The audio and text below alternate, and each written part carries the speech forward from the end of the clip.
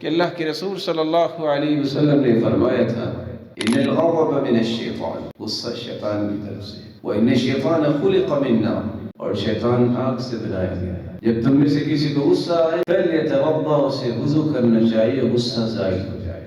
رسول اللہ صلی اللہ علیہ وآلہ وسلم نے یہ بھی فرمایا کہ جب انسان پہ شیطان حاوی ہوتا ہے، اس کی زندگی کے جملہ زاویوں میں آپ کو فضول خرچی نظر آئے۔ کسی انسان کے بچے کو پالنا اس کے لیے مشکل ہو جائے گا، وہ پالے گا تو گھر میں ڈوگی رکھ کے پالے گا۔ کاش اس مسلمان کے علم میں آ جائے، شاید وہ بھولا ہوا ہے، من اقتنى كلبا الا كلب صيد او ماشية فكأنما نقص من اجره قيراطان۔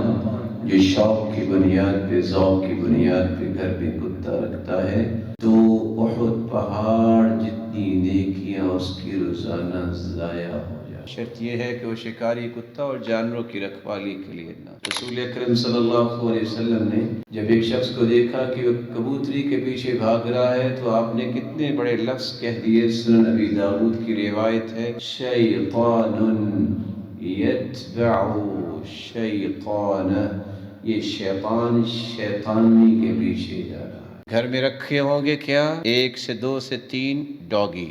کیا رکھی ہوگی؟ یہ فلاں ملک کی بلی ہے۔ بھی کسی انسان کے بچے کو بھی پالا ہے، کسی کی کفالت کی ہے، یتیم کی، مسکین کی۔ حدیث میں آتا ہے انا وکافل الیتیم کہاتین فی الجنہ، جو کسی یتیم کی کفالت کرتا ہے جنت میں میرے ساتھ اسی طرح ہوگا جس طرح یہ 2 انگلیاں۔ الساعی علی الارملة والمسکین کالمجاہد فی سبیل اللہ وکالقائم الذی لا یفطر وکالصائم الذی لا یفطر۔ کسی مسکین کے بارے میں صرف کوشش کرنا، کسی بیوہ کے بارے میں کوشش کرنا، گھر بیٹھے ہیں ای میل ڈال دے، ٹیکسٹ میسج کر دے، ٹویٹ کر دے، کال کر دے، بس۔